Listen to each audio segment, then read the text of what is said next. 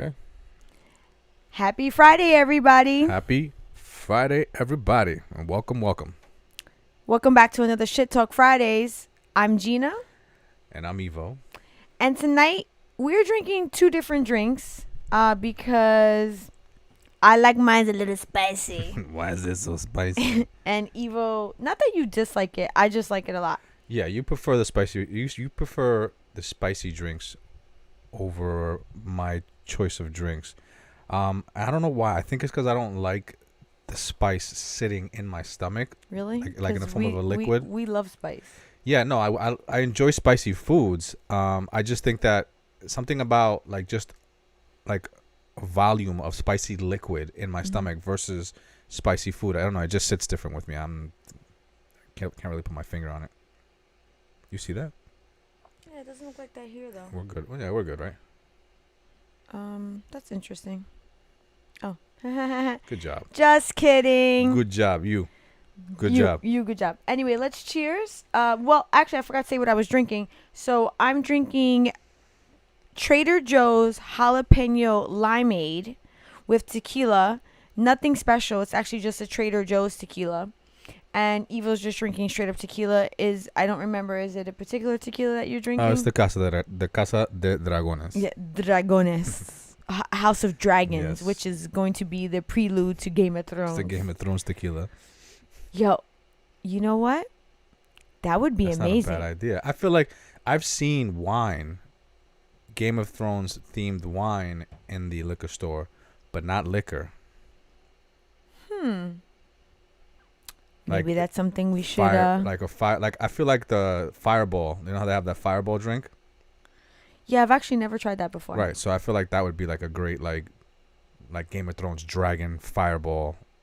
Fireball. You know, liquor. Or Anyway, liqueur. let's fucking cheers. I want to take a sip. Cheers. Cheers. Happy Friday. Happy Friday.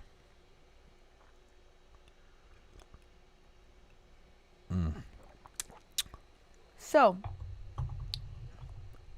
I decided to do mine with the mezcal, How's it? and it's good with Yeah. the spicy. Okay. It's not good with watermelon. I don't like it. I didn't like it either. I have PTSD from that. Yeah. For that. No, So that was no bueno. let's get into tonight's topics.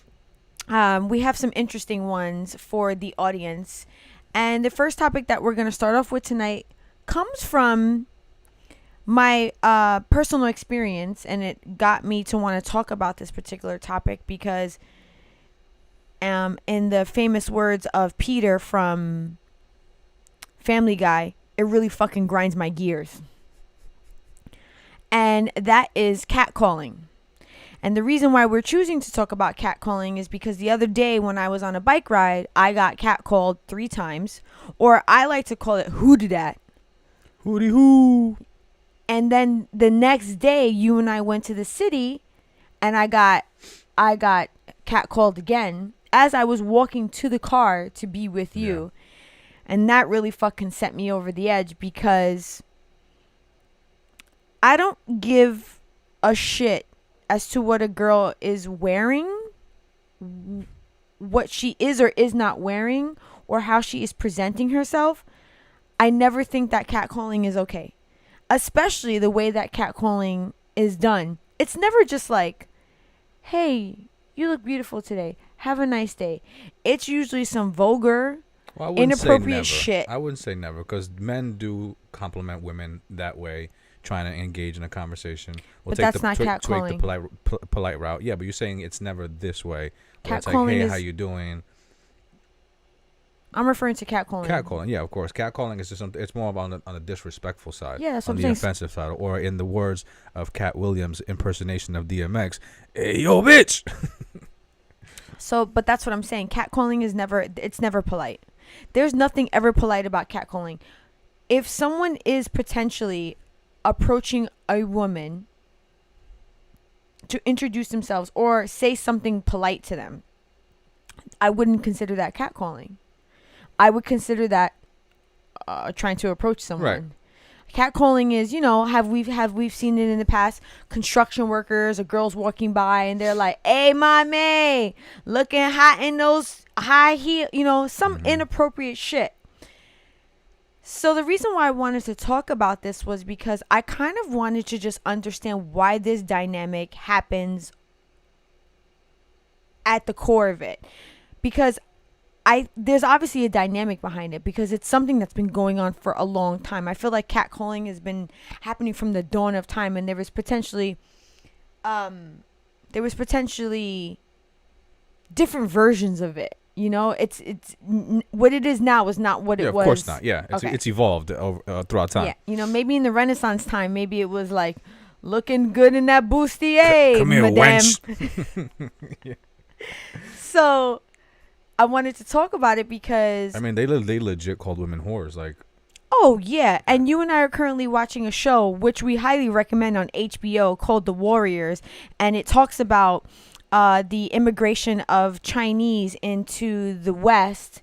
I mean, it's loosely based off of Bruce Lee's writings, but in the show there are brothels, and they literally be like, so what's up with that whore over there? Yeah, Like, for so real. yeah, that's the way women were referred to, especially if they were, you know, in a brothel, which is interesting because we'll be talking about sex working later on this evening. So I looked into catcalling because I feel like it's a phenomenon. There's a reason why men will catcall. And not to say that women don't catcall. Generally, when we're catcalling, we're actually trying to get some stray cats to come into our house, and we're like, "Come here, kitty, kitty, kitty." It's usually not us hooting at some dude, but it does happen because I've seen it happen. it's So happened to me. I'm not going to act like it doesn't happen. Because I'm about to say, I firsthand tell you, you know, it does happen. But the majority of the time, it's men doing it to women. So upon a little bit of research, I presented this sentence to you because I said to you, I said, why do you think men catcall women?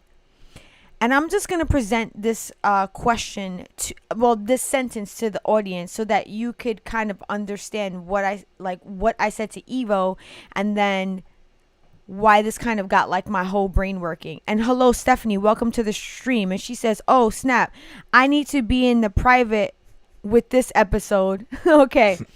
So the sentence goes like this.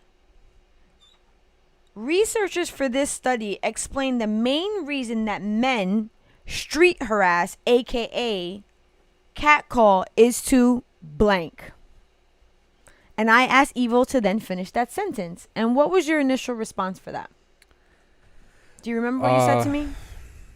Yeah, I said to get their attention. To get the woman's attention. Or man's attention.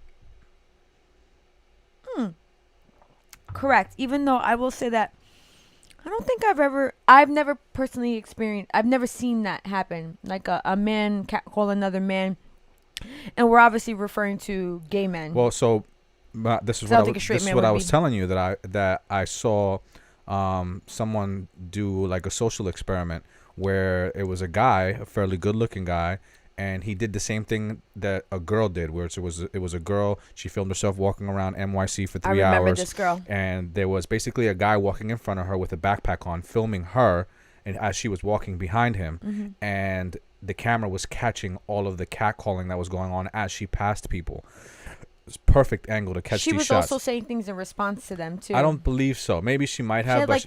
She had like interesting rebuttals. That's not the one I saw. The Okay. one that I saw, it was very much. It was to show how a woman walking down the street, not saying nothing, not engaging, not responding, nothing, would have to deal with catcalling, and so they decided to do it with a man, and there were gay men catcalling at this man. Okay, interesting. Yeah. Interesting. And I know, like at the beginning of the show, I said I do know that it does happen. Yeah.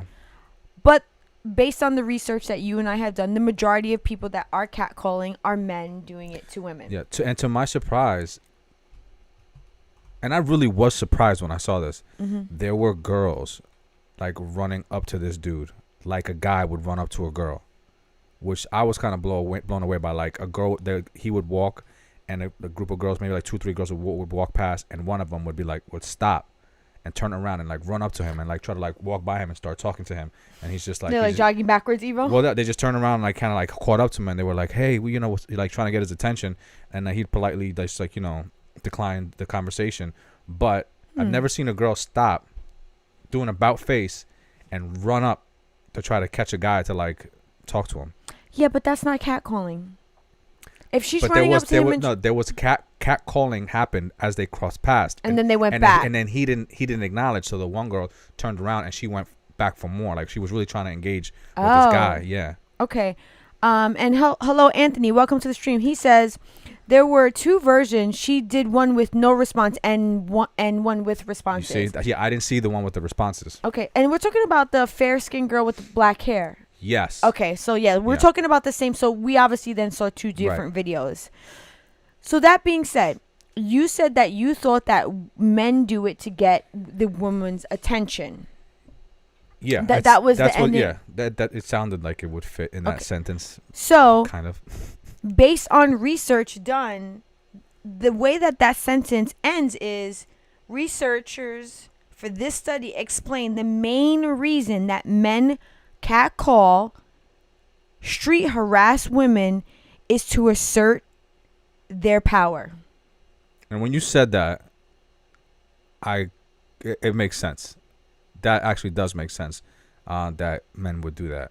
So it's unfortunate, but what was interesting about that is that when we were having the conversation about how you would complete that sentence, we then also had a neighbor over, and then she made an interesting point, and she goes, I wonder if they only do it when they're amongst other people. Are they doing it when they're alone? Are they catcalling? Yes. Are they catcalling at women when they're by themselves? Absolutely, yeah. And that I can say from experience, for sure it does happen. But what I will say is this, happens a little bit differently, happens a little bit more subtle, a little bit more discreet. And sometimes even a little bit more disgusting because they don't want to alert other people that they're doing it. But when it does happen within a group, there's another dynamic that's happening when a man is catcalling to women, when he is amongst other men. He is then trying to assert his dominance in the other group of men. He's trying to show that he is the most macho. And this is actually researched based on a study from a professor at St. John's University. So there is fact behind this, that men, when they're amongst other men and they catcall women, they're doing it to show that they're the most macho out of the group. And what I find so interesting about that, if you were amongst the group of your male friends and then one of them, you guys were in an environment and one of them started catcalling out to a girl and was saying some sort of like profanity of some sort or something that was somewhat degrading to the woman, like maybe he was damn girl, you got a fat ass. Yeah, like objectifying her body. Would you find that to be like a way where you'd be like, yo, he's the guy? No, and I say that, I say no because that has actually been the thing that I've always disliked that other men did growing up. You know, I always felt like that a lot of men or a lot of males always tried to approach females with this. Approach what? I said males try to approach females with this very aggressive physical type of like, what's up, girl? Like, you know, and it always like I was never drawn to that, and it actually made me kind of like always take a different approach, more of a subtle approach. So I was never for that. So that's why I find it so interesting. What fucking type of knucklehead thinks that, yo, if I catcall this girl, my guy friend's gonna think I'm the man? But see, here's the funny thing, right? So on the flip like, side, what type of logic does that on make? The flip side, I'm going to, unfortunately, certain girls respond to it. Okay. That's going to bring me to a point later on. So you firsthand have seen this then? Yeah, I've seen girls be like, you know, for whatever reason, they think that the guy's cute and will totally disregard what he said and just more act on the fact that that guy's trying to say something to her or, you know, or communicate with her. So it goes a little bit deeper than the catcalling. She just may potentially find him attractive. Well, yeah, I think that that's, I think that that's the only, it's, you mentioned that catcalling will there's only 3 things that can result in catcalling. Yeah, and Right? that's actually what I was going to So get to. There's only yeah, I can you personally repeat think there's that? I personally think that there's only 3 ways a girl can respond to catcalling.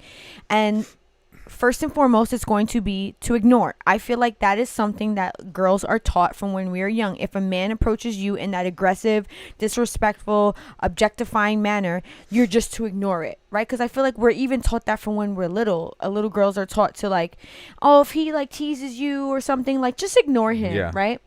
The second way I think is you could be just as vulgar back to them. You know, if a man decides to say something to you like, yo, girl, you got a fat ass. And I was like, and then I was to turn around and say something, yeah, so does your ugly mama. Like, I could say something just as foul. Right. I do think that that particular situation is somewhat dangerous for a woman because she could then put herself in a circumstance where a man can then turn around and use violence against her. Right. Or be It could turn into a verbal altercation. correct, because I personally have seen that happen firsthand where a woman will reject a man's advances through catcalling and then it turns into, well, then fuck you, bitch. And that's a straight stab at a man's ego. Yeah. So you have like you have a person doing this to assert their ego, to inflate their own ego, and when it gets deflated by the person that they're trying to inflate their ego on, then you're going to get like a backlash for it. And then the last scenario is a woman is potentially gonna respond to this, and what we mean by respond is she may then engage and have Right. and have some sort of conversation with this guy. And in that aspect, I've seen it where the girl actually made it like that person, and whatever that person said, it literally goes through one ear and out the other. I think it's just more, she's more focused on the fact that he's acknowledging her and she has his attention. Which I think girls enjoy. They enjoy having the attention of a person that they're attracted to. Yes, I would Right, agree. and so- If right. a girl finds a guy attractive, I would think that they want that.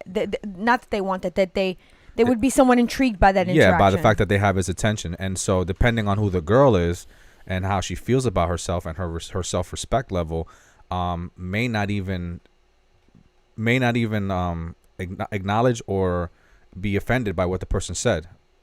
So you think that depending on her how much she respects herself, it's how she will then. I would think so, right? So like let's create an example.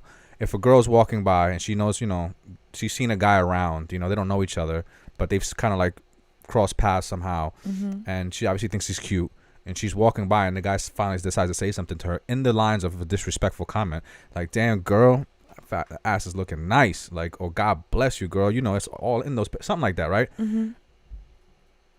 Now, if she actually listened to what he said, she may be offended by that, and like, and so like a girl could honestly be like, fuck, like, I think you're cute, but now you just fucked it all up for yourself, right?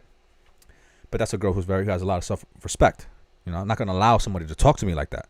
I don't care how cute you are. I don't care how good you're looking. You know what I mean? Yeah. And a girl who's maybe doesn't have that level of self-respect might just be like, oh, he's so cute. Like, oh, he was just teasing.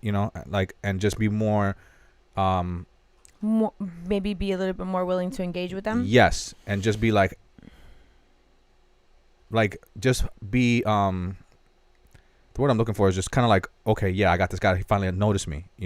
And so forget what he just said. I have his attention now.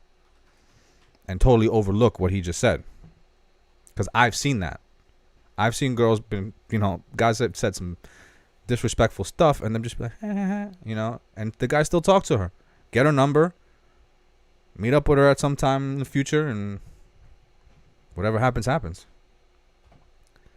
I'm really quiet for the moment only because as you were explaining that situation, I start to feel my blood boil. As usual. Because I get really angry at these type of things. Well, because so if anybody doesn't know me, I don't like that kind of shit. So let me ask you this: do you think that catcalling would be a thing if it never worked? Do I think that yes. Really? Yes. So let's just say catcalling never worked in the history of man catcalling women. Never worked once whatsoever. You think men would still do it? Yes.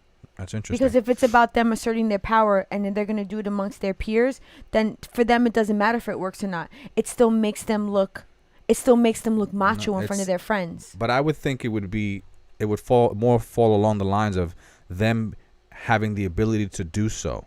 It's the execution in that creates the egotistical power. So if you're catcalling, right, and if it doesn't work, fine. Like there's still like an assertion of dominance. But if it does work, Well, not dominance, because they're not dominating anything. If it doesn't work, then they haven't dominated anything. But- they're asserting their power. The research says that they are asserting who is the most macho, Okay. who has the most willingness to put themselves out on a limb and be like, look Right. at me. So And the analogy that I gave you was they're basically birds showing their feathers. You know how we see these videos on like Animal Planet of like when a bird wants to engage with a female bird, he puts on this whole fucking show and he like lights up his feathers Right. and he like jumps around. That's that guy. That guy is that bird. He's doing that just to show that he is the most macho out of all the other birds, whether it fucking works or not. right, but I would think that the objective in that cat call is to make some type of engagement. Oh yeah, So- of course. But sometimes not, because think about it. When there's construction workers up 3 stories and they catcall a girl a block away, do you actually think that they're looking for the girl to turn around and be like, "Hey, come down here and talk to me"? No, No. they're just doing it to fucking do it. To like, they're basically showing their dick is what they're doing. Do you know what I'm saying? Yeah, I get what you're saying. It's their way of going, look how big my dick is. I got the biggest balls. I listen. I get what you're saying. I get what And you're saying. I know you get what I'm saying. And I'm sorry if I'm coming off a little... No, not at all. Because Trust me. I get fired up about these type of things because to me, the logic behind those type of ways of men acting seems so ridiculous to me. It's rooted in stupidity in my opinion, because when men think that they're going to get a woman's attention by disrespecting them, how that makes sense to me, I'm completely confused by that. Unfortunately, I will agree with you and say that there are women who will respond to that type of those type of interactions. I have personally seen it happen. I myself am not one of those women, only because I've learned that if you let a man from the beginning disrespect you and who you are as a woman by maybe objectifying your body, my friend, that is the beginning of the end, because you better be prepared for a whole slew of that shit to Right. come. So Stephanie says, totally experienced this with a group and alone, both, and it's scary. And hello, Sonia, welcome to the stream. So I just want to talk a little bit about what catcalling can actually do to the person that is being catcalled. And as a woman, I can speak from experience of what this can do to you. And the first thing that I think about is avoidance. Let's say you walk a particular way to work every day. And on that way to work or school or any place that you're going to that maybe you have to frequent that area, there is a group of men or a couple of men or whatever it is that you have to walk by. And when you walk by them, catcalling occurs. Mm-hmm. What are you going to do as a woman? What do you think women do 90% of the time? They ignore it. No. Yes. Let's say they ignore it once or twice. Do you think that they want to experience that every day? What No, do you think? they're gonna find a different route. Yeah, they're going to avoid it. So now a woman has to conduct her life in a way where she now has to figure out a way to go around this bullshit. Yeah. Because there's no way for us, like, we can't call the police and be like, this guy's fucking catcalling me. Or we obviously can't go toe to toe with a man. I mean, maybe some women can, but the majority of women can't. So how are we to then deal with that? It's like you said, you avoid it. Okay, but that's my point. So then now my life is governed by another person. Like now, mean, now I can't walk a particular way to work or to school because I'm potentially afraid of coming encounter with some guy that's gonna catcall me. Well, in that example that you used, that would happen with anybody who finds that their daily commute is potentially threatening to them. You know, Yeah. you could be a guy walking down an area where there are people hanging out, and for some reason they perceive you as a target, and they'll voice it as a target. You know, like, hey yo, come here, let me talk to you. You know, dangerous situation. You know, and in that situation, that person, I know, if I was in that situation, I would avoid that route altogether. I'd have to find another route. Yeah. You know, so. See, but it doesn't, and I agree with you. Yes, you would want to avoid the route, but then how do you stop this from happening? How do you stop it from happening? I think that you can only control your own actions, and you do that. You can't stop it. I don't think you can stop that from happening. But I can assure you that women would love for it to stop happening. I'm sure they would. I mean, and I think that people in the same situations where, you know, their commute becomes a threat and becomes threatened by something would like that to stop happening as well. Maybe if, I don't know, if it became illegal to catcall, I still think it would happen. I don't think banning something is because we've talked about this. I don't think banning something or making something legal is going to stop it from happening. Right. Because how would you prove that you were catcalled? Like that, I would find that to be a very interesting circumstance. I'm going to tell you how I think catcalling eventually can be stopped. I think the conversation has to switch. It has to stop being spoken to. Young girls need to stop being, not stop, excuse me. The conversation needs to go on the other end. And what I mean by that is, instead of little girls being taught how to deal with catcalling, little boys need to be told that shit is not okay. It needs to start with the younger generations. Because I honestly feel like it's a loss for the older generations, because it's like, what's that saying, is trying to teach an old dog new tricks. Right. It's almost impossible to tell a 60-year-old man you can't catcall anymore. You know what I mean? Like, they're going to look at you like you're stupid, because they're going to be like, I'm not hurting anybody. They're going to give you all the reasons under the sun why it's not really bothering anybody, because they don't really understand the ramifications of what it is that they're doing to someone, right? Because they're not in those shoes. Right.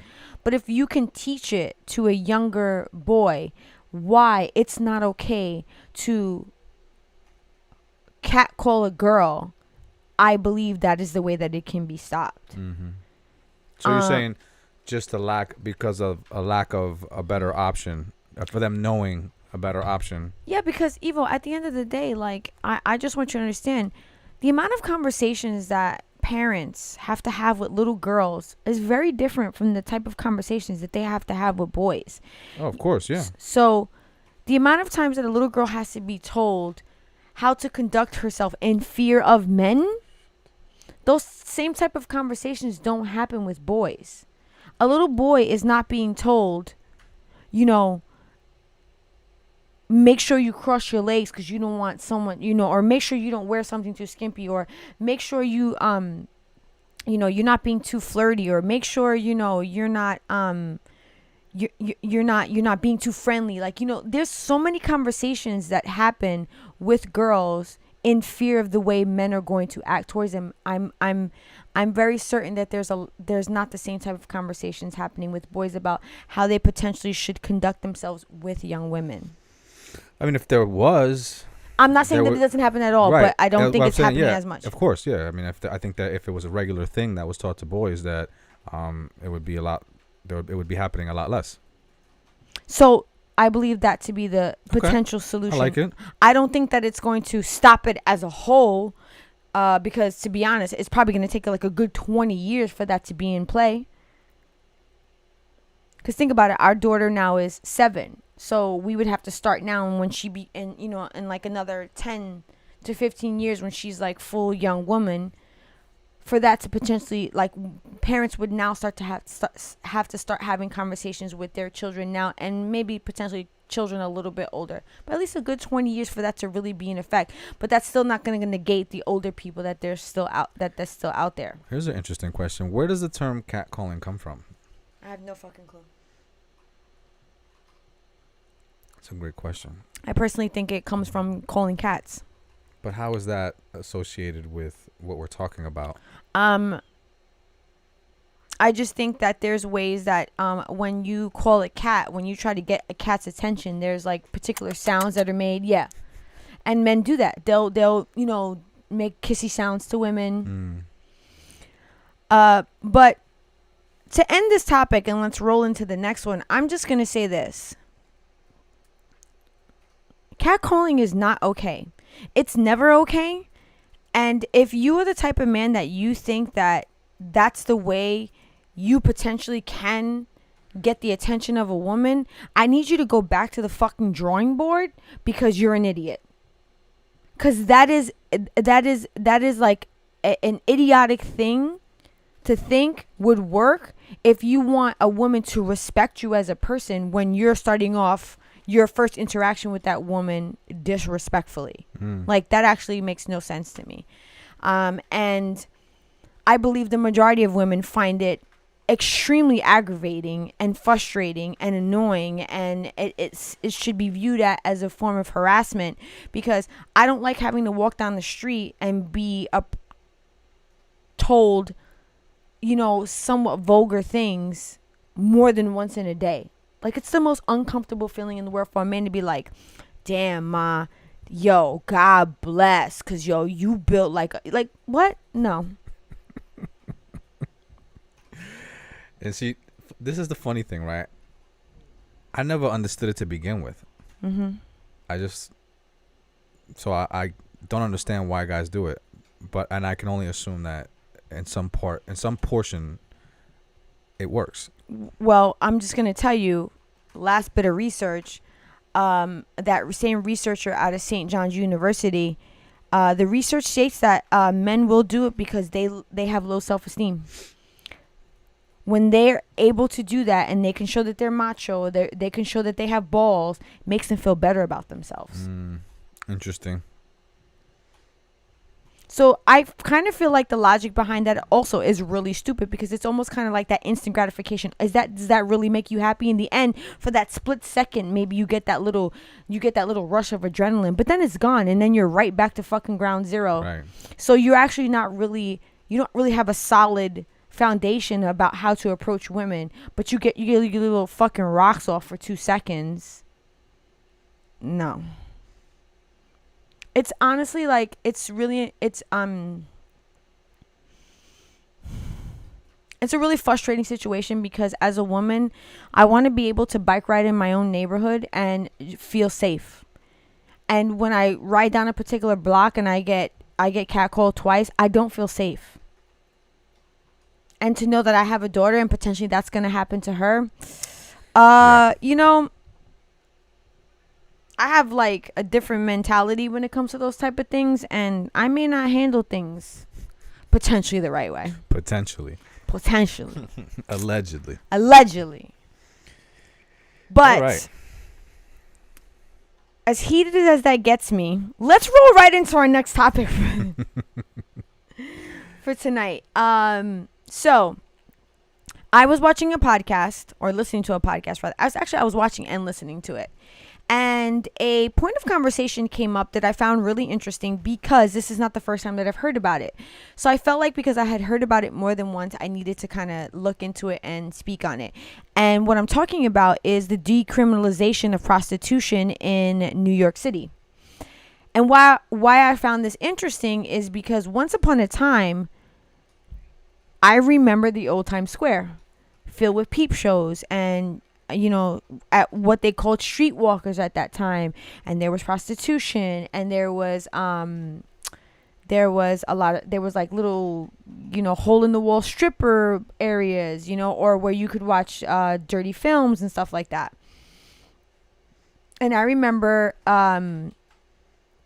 Giuliani coming in and fucking, yeah, like he turned that shit upside down. So that being said, the reason why when I heard this statement about decriminalization of prostitution, I was like, wait a second, does that mean that people then can just go legally purchase sex? I mean, yeah, you would think so, right? Yeah, right. Because then I was like, wait a second, does that mean that we could potentially see this same type of same type of action once again happen in New York City, where there are people on the streets, and then they're being solicited for sex. That being said, upon looking into it, that's actually really not the way that it's going to work out. What New York City has decided to do is the decriminalization of prostitution is only going to happen on the seller's end. And what I mean by that is the act of selling yourself for sex or being a sex worker is no longer going to be prosecuted in the city of New York City, right? Or Manhattan. But what I found very confusing about this whole dynamic is that the people who are soliciting can still be prosecuted. And the people who are promoting, which are aka pimps, Right. can also be prosecuted. Or madams. Yes. Or anyone who is trafficking sex. Or any sort of underage. So there's like still other categories that are related to prostitution, better known as now sex working, that can still be prosecuted. Because a lot of the people that were being prosecuted in the last couple of years were like these people that you would find in these, what Eva would call and what I would call a rub and tug, or a massage parlor where you get a happy ending. And a lot of these people were being brought up on these charges of, obviously selling themselves for sex, or allowing people to purchase sexual acts from this particular establishment. And the fucking New York City was being overloaded with these cases, and come to find out that some of these cases were like dating back to the fucking 70s. Yeah. Which that's insane Nuts. to me. That's like Yeah. 40 years ago. So they decided to decriminalize it. But I'm really confused by that, because how does decriminalizing sex, decriminalizing the sex worker, but still criminalizing the person soliciting the sex, how do you think that is gonna work?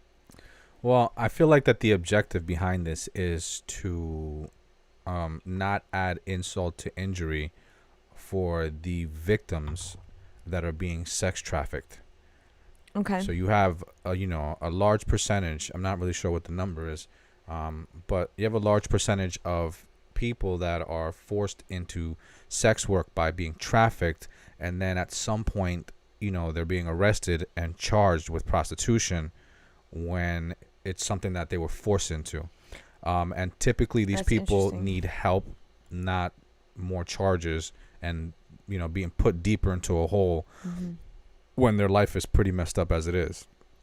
So I think that that's the angle for this, is to try to, like, there's a big fight as we speak on against sex trafficking. People, they're trying to stop this, and I think that this is just going to aid that, so that those people that are caught in that net of trafficking now at least have one less thing that they have to deal with, which is potentially being charged for prostitution, because they were forced into something that they didn't willingly go into. Okay, understood. And then some of the reading that you and I did, it actually said that a lot of these people that are potentially, let's say they get wrapped up in still maybe like the soliciting and the purchasing of sex, they won't be prosecuted, but they'll be offered social services. Yes. Which will potentially entail if they need some sort of health service, Right. or if they need some sort of housing service. Right. But I wasn't able to find that much information more than that. Like, what other type of services are they allotting to people Yeah, who are... that's a good question. I mean, I would think there was I think I saw something about just counseling. Okay, maybe to try to figure out if they themselves are in a predicament where they're being forced to sell themselves for sex. Because what I learned is that some of the people that are in these sex parlors that were trafficked into the United States are here, well, number one, illegally. They're paying off a debt. Yeah. A person paid for them to come to this country, and now they're placed in these environments, and they are paying off what it costs for them to be placed into this country. Right. And to me, there's a bigger problem there, which is immigration in this country. I think immigration in this country, number one, is very expensive. It's very expensive to become a citizen in the United States.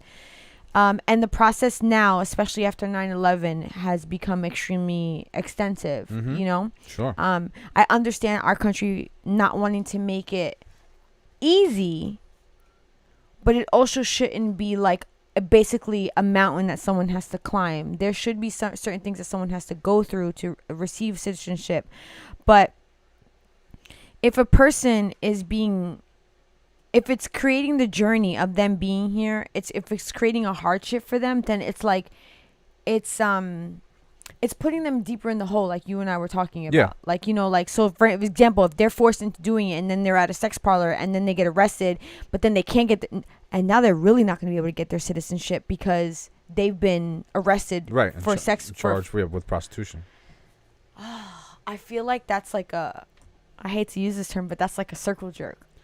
It is. That's but I can see how I can see how this approach that they're taking, by just decriminalizing the prostitution portion of it and still actively charging people with solicitation, or aiding in some way via sex trafficking, or or being like a pimp. Still, those things kind of, if the objective is to eliminate these situations where you have people being forced into these scenarios, I think that staying actively and trying to prosecute those people is necessary in order to fight that cause. So it's interesting that you bring up the word pimp, because from me looking into this, the word pimp and the life of a pimp has been glorified in our society. Think about it. Like, do you remember that movie, I'm Gonna Get You, Sucker? Mm-hmm. Do you remember how they glorify being a pimp? Yeah. And that is not the first time that I have seen in a movie or in entertainment or in music that being a pimp and having hoes is glorified. Remember Hustle and Flow? Mm-hmm. So I find it so interesting that there's this stigma of being a sex worker, but the same stigma doesn't apply to being a pimp. Like, it's almost fucking cool if you got bitches and you got hoes. I got hoes in different area codes. Think about it. Sorry, In Hustle. I had to. And Edgar, welcome to the stream. Do you What's up, remember? Edgar? Do you remember in the movie Hustle and Flow? How did the little rhyme go? Whip that trick. Yeah. Slap that hoe. Yeah, and it was a hit. That movie fucking was, if I'm not mistaken, what was the name? Please help me out, ladies and gentlemen. What was the name of the group that won? They won a Grammy or an Oscar for the song. I don't remember the name. It was the Yin Yang Twins. I don't think so. I think I may be right on that.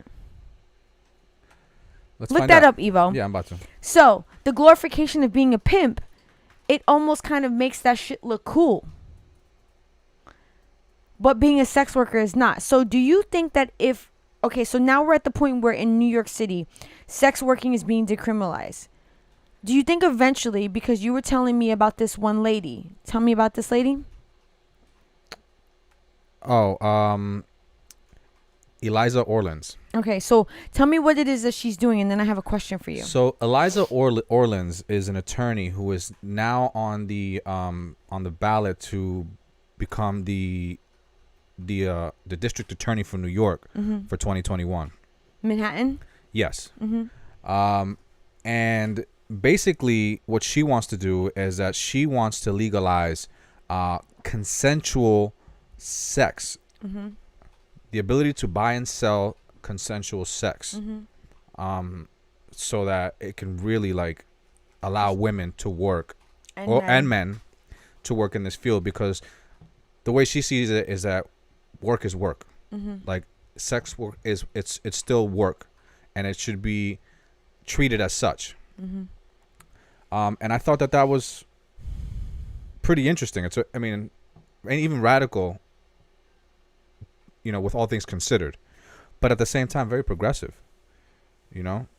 So, do you think that if we go from decriminalization to then potentially a legalization of sex work, do you think that that will remove the stigma of being a sex worker? I think over time, yeah. I think if once it, normalize, once it becomes like kind of a norm, because I mean, sex work is legal in other places. Correct. And fun you say that because Edgar just said, look at the Netherlands, prostitution and weed is legal there. So obviously there are other countries that have legalized it. And are you hearing outlandish shit about the Netherlands? Yo, no. Netherlands, motherfuckers off the hook. No. And you know what? And I honestly feel that, in certain parts, like sex work is legal in Vegas. Right? I'm pretty sure it is. And the bunny ranches. Yeah, in the bunny ranches. And so I'm sure to some point, it's kind of normal over there to like be associated or to be around people like that. I don't think it's like abnormal. Frowned upon or abnormal as it would in places where something like that is just not legal. So yeah, I think over time, sure, why not? Okay, I'm gonna read a comment and then I'm gonna ask you my next question. All right. Mark, welcome to the stream. It says that was the 80s and 90s. Now some of these prostitutes are independent. That's why sites like Backpack and List Crawler exist. I'm not saying some aren't forced, but a lot are independent. Now, that being said, I actually read that. Whereas back in the 80s and 90s when you saw sex workers on the street, that's not really going to be how people are functioning now when you can buy sex via the internet. Right. When you can set up an interaction where they can meet you somewhere. So that it's not, the transaction is not happening on the per se the street. So if you believe that after some time that the stigma could potentially be removed from being a sex worker, whether you are male or female, is it something that you think that then should be promoted as a viable source of work? Yeah. Okay. Because the way that I think about it is like, do you see people walking around? Oh, back page. Sorry. Do you see people walking around saying, hey, what do you want to be when you grow up? And someone says, I want to be a stripper. So if we're not there with stripping, do you think that one day we'll be there with sex working? Yes. And I'll tell you how. Okay. We wrote a song about it. Like to hear it go. Marketing. Genius marketing. A marketing campaign can turn around. A good marketing campaign can turn things around and can turn the worst thing into a positive. Whose pockets are being lined for this, Evo? Who the hell knows? We talked about this last week. Whose pockets are being greased? Because somebody's pockets got to be greased for a campaign to come out. I think it needs to come from the top. Well, what I'm saying is that it could be. It could, yeah, exactly. But it could be, all right, I'm going to create a hypothetical scenario. Let's just say somebody really, powerful decides that they want to get into the sex working business. So like if Jeff Bezos. I'm not saying no names. I don't want to go out there and associate people's after names. He does his orbit, he trying to get his fucking dick sucked. You know what I'm saying? Like, so, Jeff Bezos is creating a station in outer space where you could fly people up there, and he has sex workers over there, and he's trying to promote that where you can actually have sex that's out of this world. I'm gonna tell you right now, if fucking I ever hear about this shit happening, Jeff, I'm telling you right now, we won our cut. Yo, that's completely false. I completely made that up, so please don't quote me on that. But in that scenario, you're going to have somebody who's big and powerful that is going to be able to have access to promote his agenda across big platforms. Okay. And so I think once a campaign is made to normalize it, the same way campaigns are made up to instill fear in people, Sure, yeah, I could see. I can't. Why wouldn't it? Why wouldn't it be normalized? Why couldn't it be normalized? So that being said, funny that Edgar brings up the Netherlands, and he also says, it's all about Albany being progressive enough to legalize prostitution. New York State is not there yet. Funny story. The same podcast that I was listening to, the gentleman that was on the podcast, he lived in the Netherlands. I'm sorry, not the Netherlands. It was, I forget exactly where he lived. It doesn't really matter. But where he lived, once upon a time, prostitution was legal. And when prostitution was legal, there were conversations that would happen amongst gentlemen that would just be like, oh yeah, so-and-so went to go see a prostitute. It's good for the marriage. Keep shit strong. And then it wasn't until national TV came into that country where people started to receive different images of what was happening in other countries and how other countries frowned upon prostitution, that people in that particular country that this gentleman was from, they started to be like, oh, maybe sleeping with a whore is probably not the best idea. And then it became illegal in their country, which I thought that was really interesting. But once upon a time, it was very normal, and people saw it as potentially a healthy way to keep a marriage going. So there you go. There you have it. If, let's say one day we do get to the point where 100% being a sex worker is legal and two consenting adults, if in a safe, non-violent environment, they can engage in sex for profit, I do then think that if these people are then paying taxes for being a sex worker, I would love for them to have the ability to have access to health care. Just like a lot of people in the porn industry have to go through rigorous testing to make sure that they are safe to engage in sex with multiple partners, because that's what a sex worker is going to be doing, unless they have their regulars. But still, it's still going to be different partners. And I can tell you as a woman that it's very important for us to be actively understanding what's happening with our bodies. So could you imagine a woman that doesn't have access to that type of health care to like be able to get herself checked? And that doesn't diminish what men should have access to. I think they should have the same access, but I do know that we are designed very differently. We're internal, you guys are external. So some of the things that men can go through versus what women can go through when it comes to our sexual organs are very different. Right. So I do think it's very important that women receive access to healthcare if we ever get to that point. And I find it interesting that you said that it could potentially be propositioned as a viable source of work based on the marketing. Because then to me what that says is that somebody wants, it's like another version of a pimp. Then it's like someone basically saying, okay, we gonna co-sign that this is cool, but I want my cut. Of course, at the end of the day, I mean, listen, like, can we just talk about the possibility of creating a business based on zero gravity sex? Listen, I mean, you are not allowed to talk about these concepts on the live, because if these shits come into play and we don't get no money from them, I'm gonna be mad as fuck. You heard it here first. What would that be like? I mean, it could potentially be like a horrible experience, but it could potentially be like. I love that you just said a horrible experience when it comes to sex.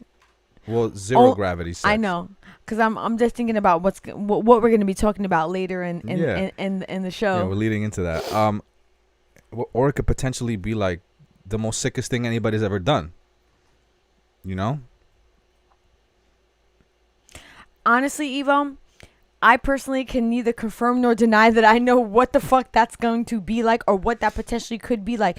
But technically, if you're engaging in paid sex outside of Earth,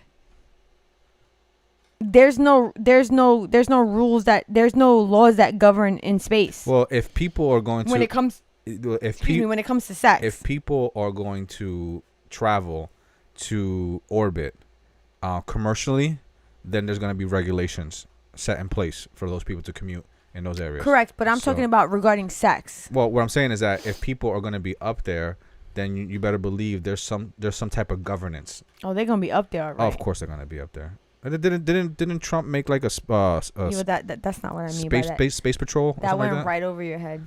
I said, yeah, they're gonna be up there. Oh, God damn it, Gina. Got me on that one. You mean the Space Force? Yeah, Space Force. What do you think that's about, huh? I don't know. When you said that, all I could think about was someone saying and Spaceballs when he's like, go and comb the desert. Did you find anything? Not yet, sir. And Mark, thank you so much. We actually don't have a donation option, but if you'd like, you can visit us. We have a Linktree, we have Venmo, we have Cash App. But maybe that's something that we should look into, and I appreciate that you love our talks. Absolutely. We appreciate you joining us. What you can do to continue to support us is just continue to watch our live, and we would love if you would follow, like, and share with some friends and family. That would do better than donating to us at the current moment. I'm not saying that won't eventually happen, but I appreciate that. So, I can't believe that you said zero gravity. Fucking out of this world. I just started thinking of some fucking weird shit, you know? Listen, I'm all about people having the freedom to make their own choices, because we said this on the last live. Making something illegal does not stop people from engaging in it. Let's be 100% clear on that. You make drugs illegal, people still gonna do fucking drugs. You make buying sex illegal, people still gonna buy fucking sex. You make racing cars illegal, people still gonna race cars. Whatever it is, people, if they want to do it, where there's a will, there's a way, and there's some back fucking door that someone's gonna do it. And I even hate to say this, when they made abortion illegal, women were still doing it. It's still going to happen. There just needs to be education behind these type of things. People need to find ways to do them safe. I have an interesting theory on the making abortion illegal. Remind me to talk to you about that off camera. Off camera, yes. All right, we're gonna do some BTS, and then maybe we'll talk about that on another live. Even though I don't know if I can talk about that because flames might shoot right the fuck out of my ears. Yeah, once I tell you what I want to tell you, I think flames are gonna shoot out of your ears. Okay, great. Regardless. Do you remember that Disney movie, The Sword and the Stone? She was like, "Did I say no dragons? No fire?" That would be me. Fucking flames coming right out of my face. Talking just the word abortion. Excuse me. Gets me angry. So, the fact that you said interesting sex, that actually rolls us into our top 5 for the night. It doesn't really roll us in. I just find ways to segue us into conversations. So we decided, since we're talking about catcalling, we're talking about fucking sex, let's just talk about the top 5 worst sexual positions. And listen, full disclosure, before we get into it tonight, these are our top 5. I know that somebody in the audience potentially will say, I like that, but it ain't me. I'll let you know that right now. We like that. Huh? I said, oh yeah, we like that. Huh? So, I'm going to let Evo get us into this tonight, because Evo is our top 5 announcer.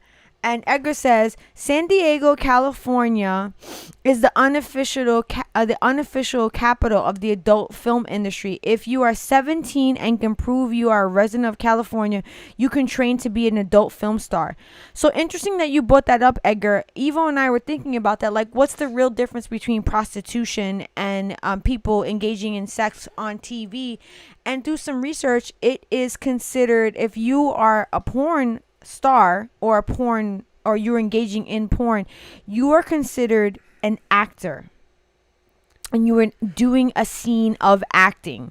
So you're being paid to be an actor. You are not being paid to have sex. Right, and it falls in line with the artistic expression that's protected under the First Amendment, because that was a question that I'm like, wait a minute. You actually brought that question up. I was like, wait a minute. Why is it that prostitution is illegal, but porn is legal? Mm-hmm. People can be paid. And porn is like, you could watch porn for free. Yeah, people can be paid to have sex and filmed, and that act sold for profit. Correct. And I'm like, I mean, if you think about it, it sounds like prostitution right there as it is, but because they're acting,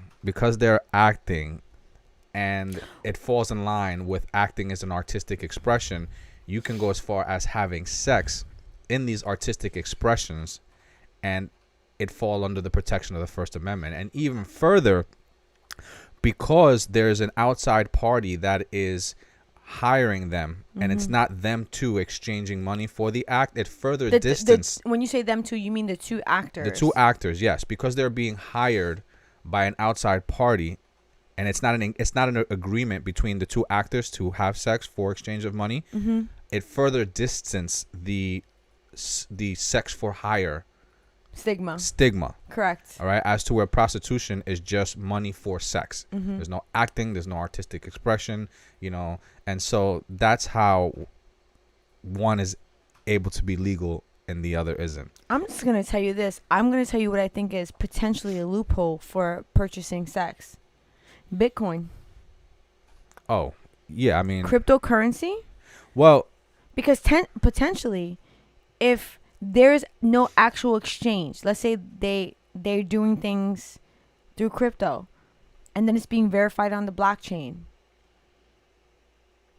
How are you then prosecuted for it? So okay, there is a way to track it, because that's the whole thing of the blockchain is all transactions can be verified and tracked.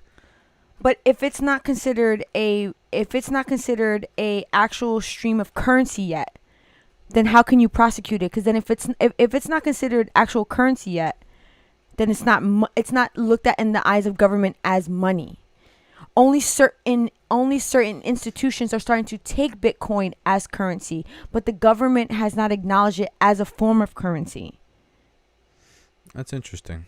Do you get what I'm saying? Yeah, but I still feel like people, you know what? I can't confirm this. I'm not going to make that statement. But that is a very good question. Whether if the payment of the sex was made in a cryptocurrency, does that constitute as actual sex for hire? I mean, you could argue that there was still an exchange for goods and services via some type of payment, and in this case, cryptocurrency. So if I came and had sex with you and I paid you with donuts, I'm going to jail for that? At somewhere along the line, you exchanged your money for donuts and then gave me that for sex. So it could be argued. Okay. And obviously, I'm thinking about donuts. You could be charged, yeah, right? Huh? Now I know what to get you for sex. All right. Do some He donuts. was just gonna be like, "Here's these donuts, Gina." And by the way, Melissa Caban, welcome to the stream. And I'm gonna say what's really funny. I feel like every time Melissa C comes on the live, we're talking some off the wall shit that she potentially does not want to hear. But I appreciate you joining us for tonight. So let's get into our top 5 for tonight. And I love how we announce it and then we go off the we go off the wall like a little bit. This is, because when I rewatch these lives, I'm like, damn, I announced the top 5 and then we talk about some other shit. So, like I said, top 5 for tonight. Top 5 worst sexual positions. Yeah. So coming in at number 5 of our top 5 worst sex positions is the wheelbarrow. And this is an interesting position right here. And I like how they call it the wheelbarrow. He's just trying to roll that bitch out the room. Right? Even though she's probably not going anywhere. She's not rolling anywhere. But I guess it's just the way he's holding her is like how you would hold a wheelbarrow. But there's nothing appealing about that name. Yo, I wheelbarrowed this chick the other day. Yo, what was your night like last night? Actually, bro, I got into some wheelbarrowing. Yeah, shit was lit. You know what I'm saying? But this is a hell of a upper body workout right here for the female. Okay, listen, she better be in the gym hitting that upper body because there's no way in hell that this position in any form is pleasurable. Yeah. Her traps gotta be off the hook. And when you mean traps, you mean her back muscles. The muscles right here. I know. But when you said that for a second, I was like, what do you mean by her traps, Evo? You mean her trapeze? Like the back muscles? I know because I recently have injured that muscle, so I know exactly what you're talking about when you say that. Yeah, this. Please don't suggest this to a lady unless... The only time I think that this position maybe potentially be considered is if the woman suggests this. You know what's... Gentlemen, do not suggest this bullshit. So, in order for her to stay in that position, she has to keep her knees like locked in a seated position while she's upside down, really engaging like this side muscle right here in order to like to pull that position off, while he's behind there, wheelbarrowing her. No. Okay, so Eddie says, and welcome to the stream. In this position, she got to be fit, but obviously that dude needs to put in some work. Yeah, he doesn't look like he does too much wheelbarrow. They should call it the plow position because he's trying to plow her. He's not trying to fucking wheelbarrow her. I honestly think. Okay, listen.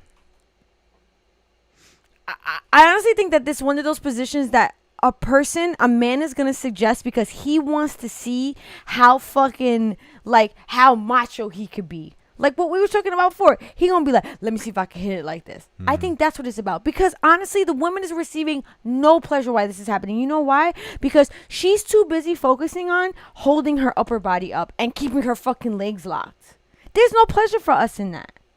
And listen, real talk. I've never done that before. And I will never do that either. I love you, Evo. I can't say that I've ever done that one. Have I? Huh? I'm like thinking, have I ever? No, I've never done that. Okay, so Edgar says the wheelbarrow involves 3 people. Couples will not be down for this unless they are down for it. The wheelbarrow. Okay, I get what you're saying. 3 people. Oh, I actually saw a picture for that. So I know what that consists of. So it's the 2 people in that position and the girl's face is in another girl's thing. Or another guy's thing. So depending on how you want to toss that up, if you get what I'm saying. Yeah. So let's move on to number 4, because do me a favor, please don't suggest this to anybody unless the woman that you're with says, hey, I want to be wheelbarrowed, which I fucking highly doubt. Let's go to number 4. Yeah, I'm sure there's a lot of other positions that are more enjoyable for a woman than that one. All right, so coming in at number 4 is standing up against the wall. Okay, let's have real talk right now. So what you're saying is like if you're standing up the wall, like on the wall, like you're under arrest, like Spider-Man. Yeah. It's like hands up against the wall, spread your legs type of, and then the person is behind you. Yes. Okay. And you're saying this is one of the worst sex positions because? Okay, so you and I had dispute over this because Evo literally word for word was like, I could get up in there. And I was like, no, you can't. Okay. Yeah. I said, and I'm going to tell you why I said that. I don't mean him, but what I'm saying is that the average penis size is 5 inches. If a woman is standing straight on a wall, okay, so. Which means her vagina is facing down. Okay, so look. Say this is a woman, right? This is her legs. Her vagina entrance is here. Yeah. How is a man from the back with a penis that erects straight, unless maybe, even if he has a little curve, if she's standing straight, how is he literally has to come from underneath her. Okay, so again, tell me how that is pleasurable. Like, the man is, like, trying to balance himself. The girl's, like, in this weird-ass position. I think the only way that potentially works is if she lifts one leg and opens a little bit more, right? So that it's not necessarily coming from straight underneath. But then again, that's not doing it on the wall. Or if she she can also, like, kind of... First of all, I'm going to clip this and laugh my ass off. She can kind of arch her back. Yeah, but then she's not straight. Okay. That's my point. Well... I mean, so when they show this in movies and shit, I'd be like, oh my God. Yeah, I mean, I guess, if you're average, you might have some trouble. You got to have that reach. I've never had a problem getting in there. So no, I don't see this position as challenging. That's why I disagree with you on that one. But I can't believe you just said that. And then Edgar says, if the guy is long enough, it can work. If not, sorry. Okay, yes, I agree. It potentially could work, but I'm going to tell you, for the woman, again, there's no pleasure in that. And I'm going to tell you why there's no pleasure in that for a woman. A woman is 90% of the time, she's receiving stimulation or wanting to achieve orgasm through her clitoris. How is the clitoris at that point being stimulated?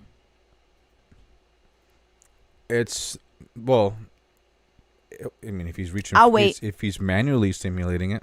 That's not what I asked you. You said though. how? I'm Okay. telling you how. But if through the penis or through body connection, and yes, unless he reaches over and does it, but so that's why I'm saying there's actual there's real no gratification in the woman for that. So just because her clitoris is not being touched, does that mean that it doesn't feel good at all? There's no pleasure in it? Zero? I don't know. You want to take a poll on Instagram and see if that is pleasurable to women? Yeah, we should do that. Okay. We'll tell you on the next live how that went. How that went. If doing it on the wall for women is pleasurable, and when I say doing it on the wall, it's like, you know, spread your legs, like you're being arrested, and I want to see how that works out. Let's move to number 3 because I think that's a bunch of bullshit. All right. So coming in at number 3 is sitting on the face. Again, I mean, I slightly disagree with you on this one. Okay, tell me why you disagree with me, Evo. You know, it's just. And by the way, we're only talking about this in regards to the woman doing it to the man, because a man sitting on a girl's face doesn't really work. Right. No, I mean, so you're saying it. So this is a bad sex position for a woman. Correct. Right. Okay. So I can't speak for a woman on that. But you're saying that you disagree that it's not a bad position. Tell me why you think it's not a bad position. I mean, if you enjoy giving oral, then you're gonna enjoy, you know, that in multiple positions. Okay. I mean that's a valid point. Yeah. I could see. So Edgar says, good question. Women can get off in many ways. It's not all about penetration. Correct. To be honest, it's not necessarily even about the penetration. Right. So, but men can get off without penetration too. So, you're saying that you don't agree that it's a bad sexual position because if you enjoy giving oral, then for you that potentially could be a good position. But wouldn't your goal be to pleasure the person that you're giving the oral to?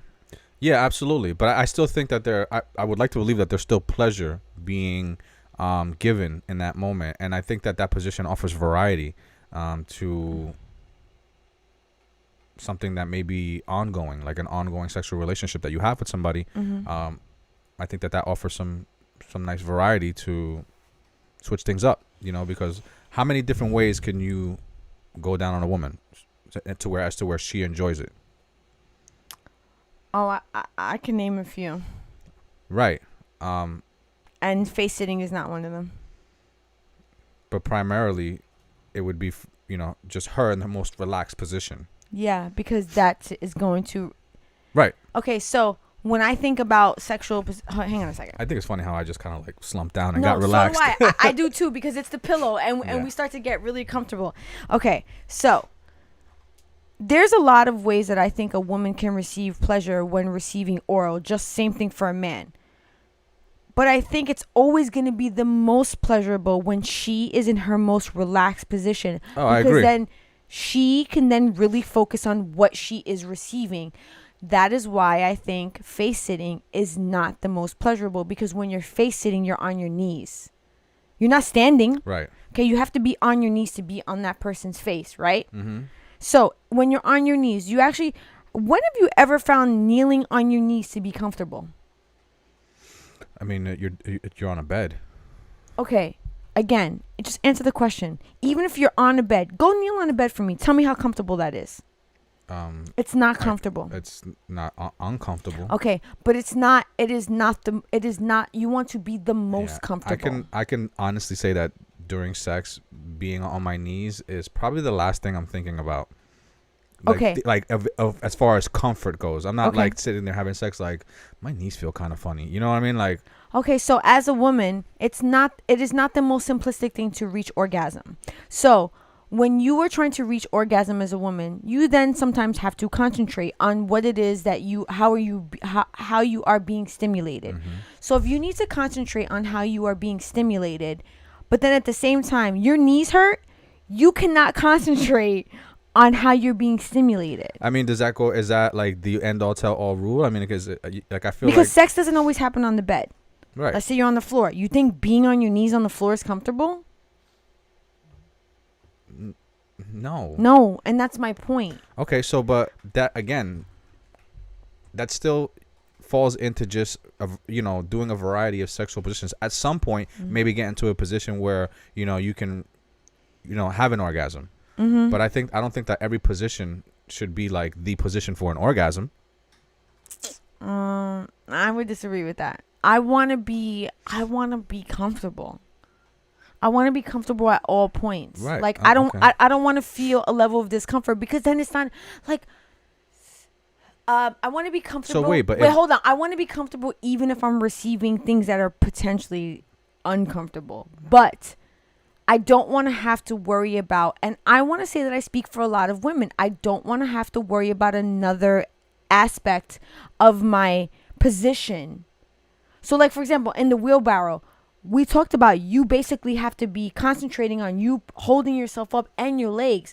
How then does that allow that to be pleasurable? So I feel like when you're on your knees, it's the same fucking thing. I get that. Listen, that wheelbarrow position. I mean, there's too much positioning that's going on there. You know what I mean?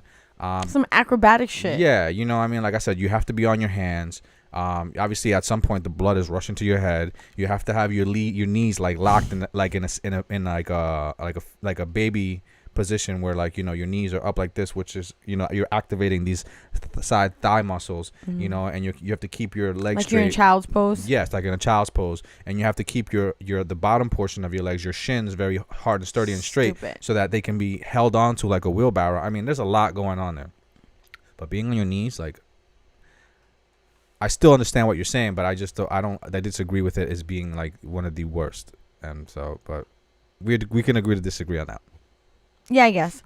Eddie says, I see nothing wrong with some face sitting. Yo, I'm not telling nobody not to do it. If that's what floats you in your lady's boat, go right ahead. I personally, and that's why I say this is our top 5, or maybe most of my this is mainly but your top 5. No, because you agree with me on some of them. On some of them, yes. I think this is the one. This one in the wall one. I think you and I kind of went toe to toe on that. Wheelbarrow's got to go. Yeah, that shit is just fucking stupid. Yeah. And then Edgar says, to me, it's about 4 things: what she's into, what she isn't into, how she likes it, and where she likes it. If a man truly respects and cares for his woman, he needs to get to know all of the above. Edgar, go write a book. I agree with that. And I don't know what the title is, but the title should be like, the 4 things you need to know if you want to engage in pleasurable sex with a woman. The 4 pillars of pleasuring your woman. So, and then Mark says, there are a lot of variables when ranking positions, i.e. height, weight, age, if you're in shape or not. Yo, could you imagine a 60-year-old woman be like, you want me on my fucking knees? Nah, man. That shit ain't happening. I got arthritis. Imagine like a person like the size of like Kevin Hart, wheelbarrowing like the tallest woman. Eva, I'm about to leave the fucking life right now. Can you imagine that? Fucking walk around the house. Yo, but I'm talking about like an extremely tall woman. You know what I mean? That would be Yeah. Okay, I don't know. So that was number 3, right? We have 2 left. Yeah. Okay, great. Let's move it along, because I don't know, some of the stuff we see on this live, sometimes I'm like, well, where does our brain go? All right. Well, that was an interesting one. And so coming in at number 2 is the reverse cowgirl. Another, just to me, just a stupid ass position. I mean, I like this position. Oh. Okay. But I'm speaking for myself. Obviously, it may not be in the most comfortable position for a woman. Mm-hmm. But from a man's standpoint, So explain to me what about this position is pleasurable for you. it's almost like doggy style, but laying down. Okay, but that doesn't explain to me why it's pleasure it's pleasure to you because it's like something else. I mean, so there's there's something to be enjoyed by viewing a woman's backside as you're having sex. You know, you can appreciate many different things about her. You know, the way the lines in her back, the curves in her body, you know, her ass, the color of her skin, you know, like it's many different things, you know. So it's an opportunity to be able to enjoy that while having sex. And typically from like a doggy style position, you know, the woman is laying down and you're behind her, and typically either the man is standing or on his knees. So in this case, in the reverse cowgirl, the man's actually fully laid down and relaxed. And so you're in your most comfortable state.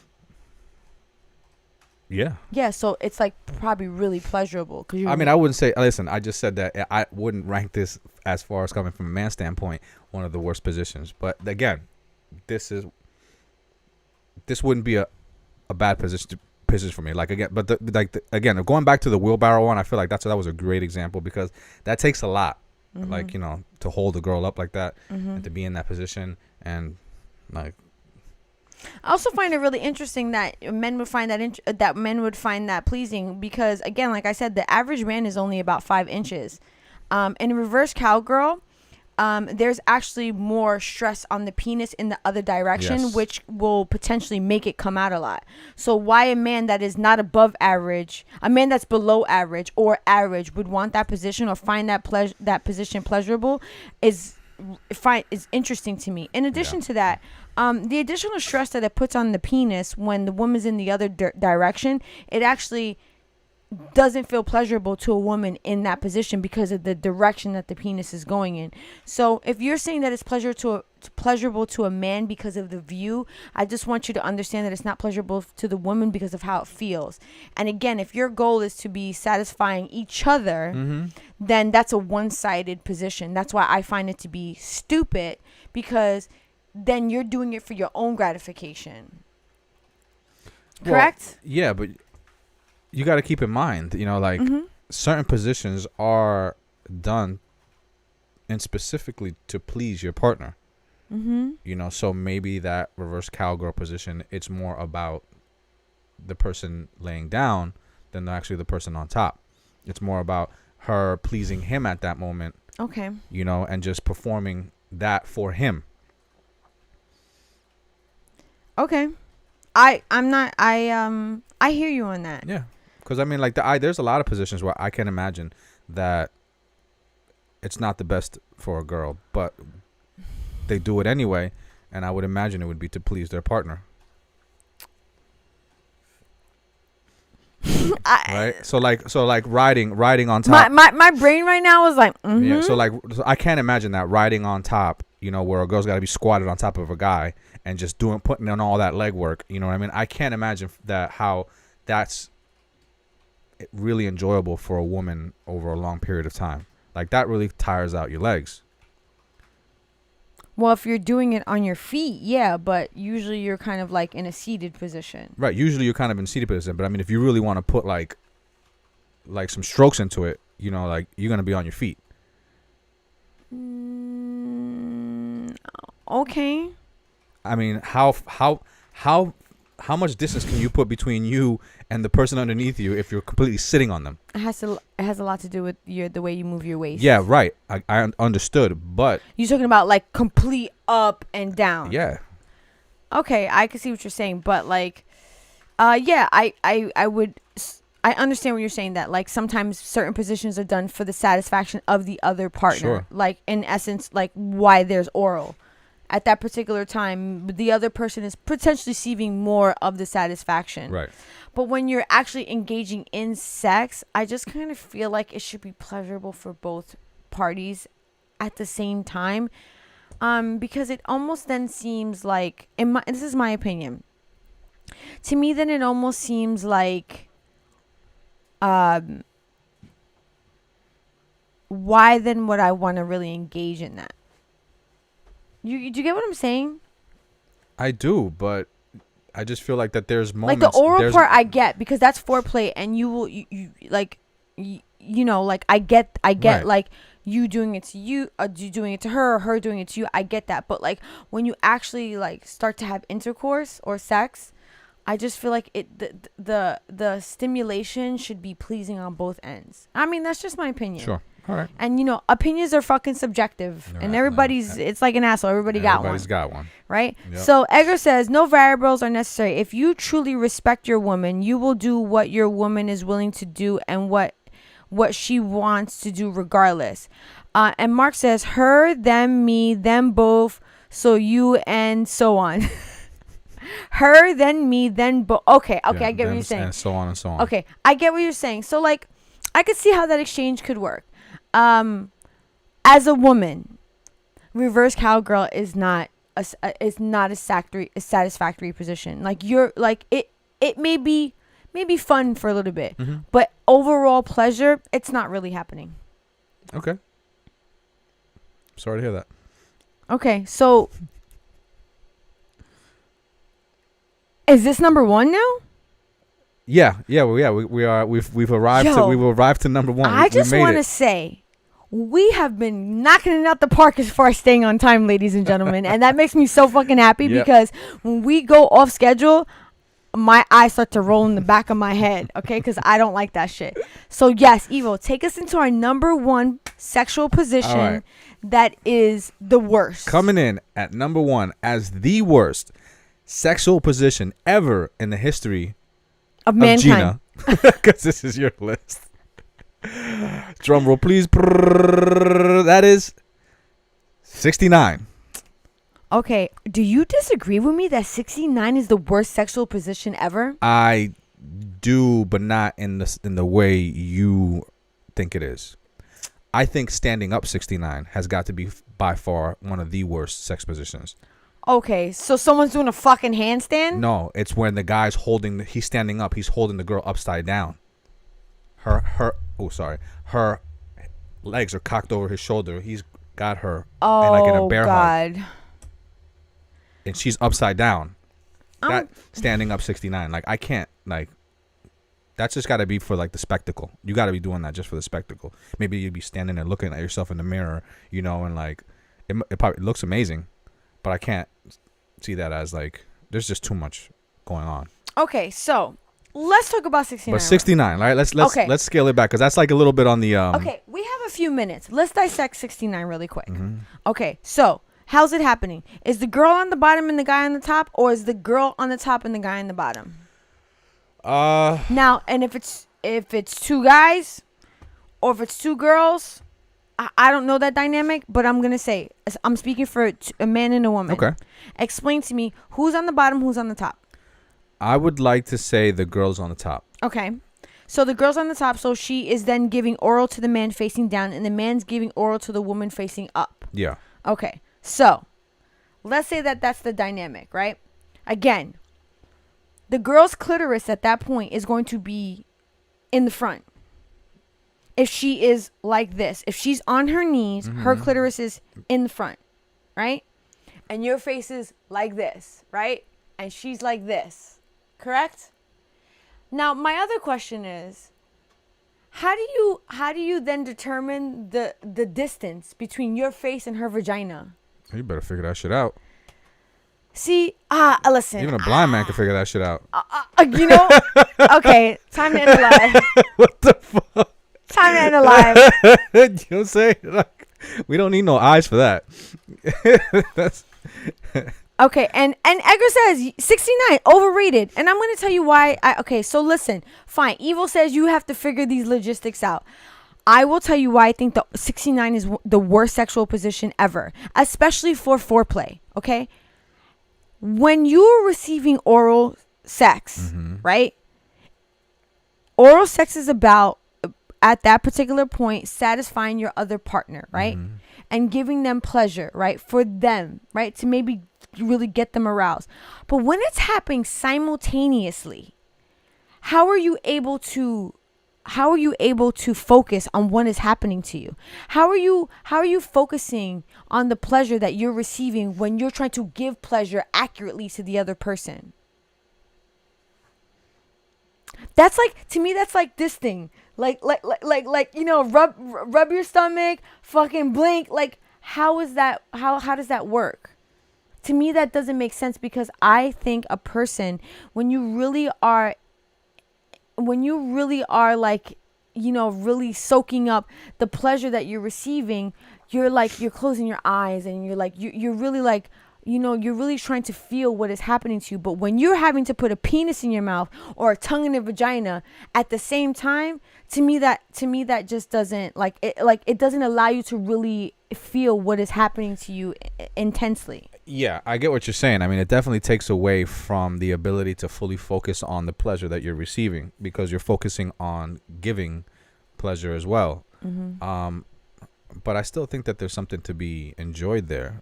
And by the way, Edgar says that the girl's on the bottom in 69. The girl's on the bottom in 69? I don't know how the hell that's happening either. So then now that this chick has got to break her neck too? Yeah, like there's no, if she's on the bottom laying down, Edgar, I don't see like much room for, the Please don't do that. Yeah, dun, dun, dun, dun, dun. You gonna clip that? You gonna clip that?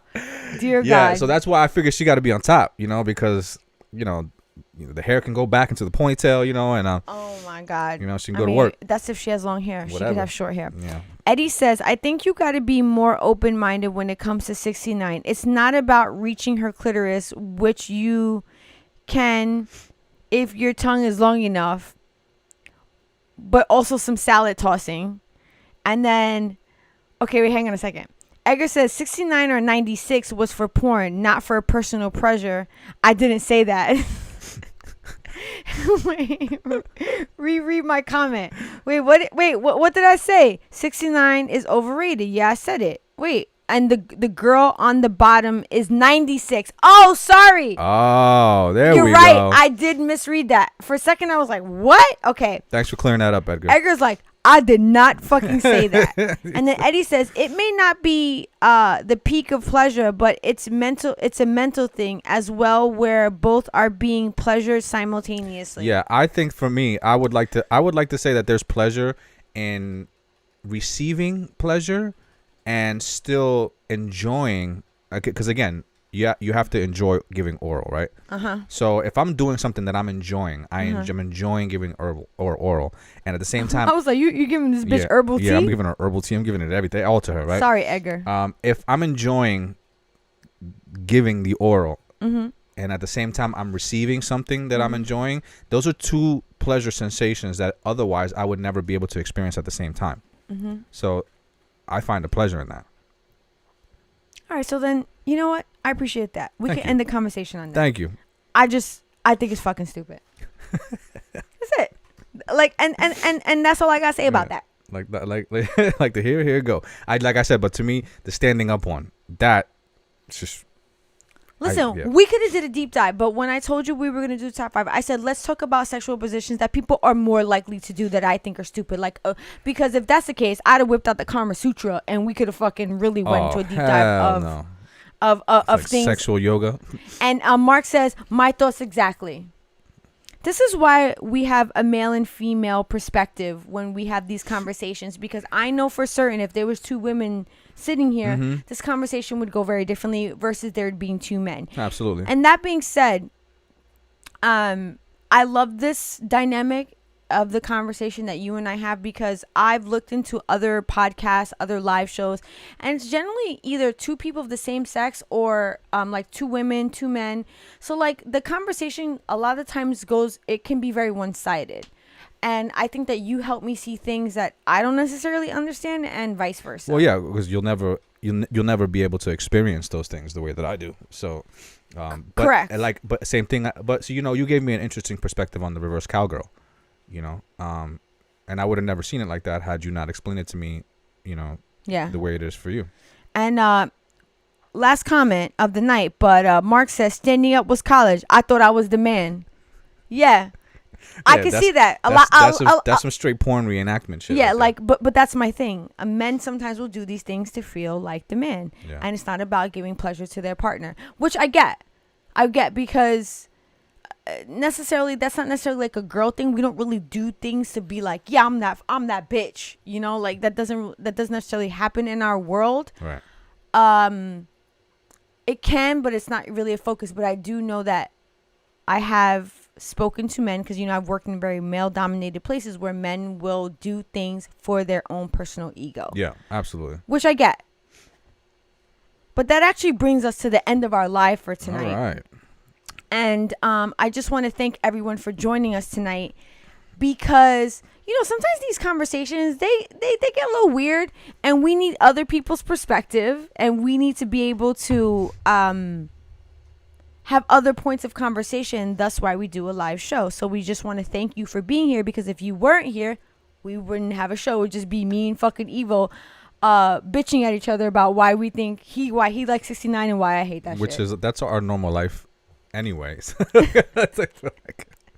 That's why we started Shit Talk Fridays. But with that being said, we will see you all next Friday. And then after next Friday, which is going to be then the first week of August, Evo and I will be on vacation and we will not be here with you, which is August 6th. We will be away with family. And but next Friday we will be with you. And Mark, thank you so much for joining us tonight. He says, good night, y'all. Great stream, my second time, and we'll return and share. We appreciate you, sir. Look forward to seeing you, my brother. And we will see you next Friday at 8 p.m. Peace out.